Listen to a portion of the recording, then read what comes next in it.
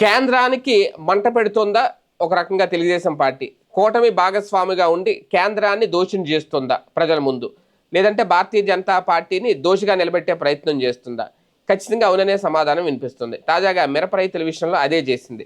కేంద్రానికి లేఖ రాశాం, కేంద్ర వ్యవసాయ శాఖకి లేఖ రాశాం.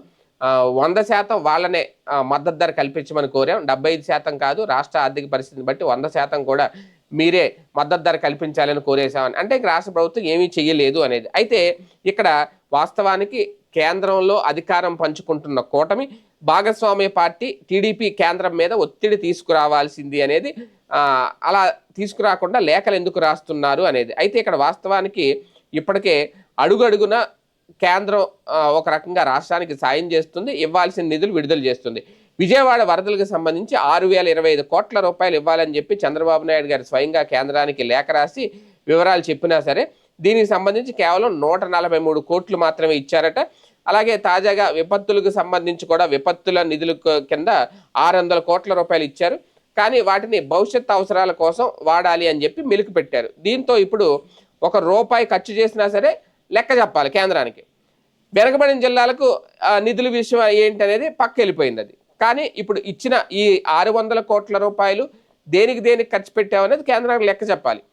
లేదు ఒకదానికి సంబంధించిన నిధులు ఇంకో దానికి వాడతామంటే కుదరదు. ఒకవేళ వాడినా సరే లెక్కలు చెప్పాలి. అందుకే దీనికి సంబంధించి మళ్ళీ ప్రత్యేకంగా లేఖ రాశారు మిరప రైతులకు సంబంధించి. ఇంక ఇదే అంటే ఇప్పటికే ప్రతి దాంట్లో కూడా కేంద్రం వాటా అనేది ఖచ్చితంగా ఉంటుంది, అందులో నో డౌటు. కేంద్రం నిధులు ఇవ్వకుండా రాష్ట్రంలో పని జరుగుతుందంటే జరగదు. జిఎస్టీ నుంచి వచ్చిన వాటా ఎలాగా జిఎస్టీకి వాటా వస్తుంది మనకి.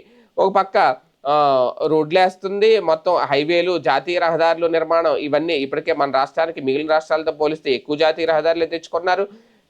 అలాగే సర్వశిక్ష అభియాన్ పేరుతో విద్యాశాఖకు సంబంధించి కొన్ని నిధులు రిలీజ్ అవుతూ ఉంటాయి. అలాగే దీనికి సంబంధించి కూడా మధ్యాహ్న భోజనం సంబంధించి కూడా వస్తాయి.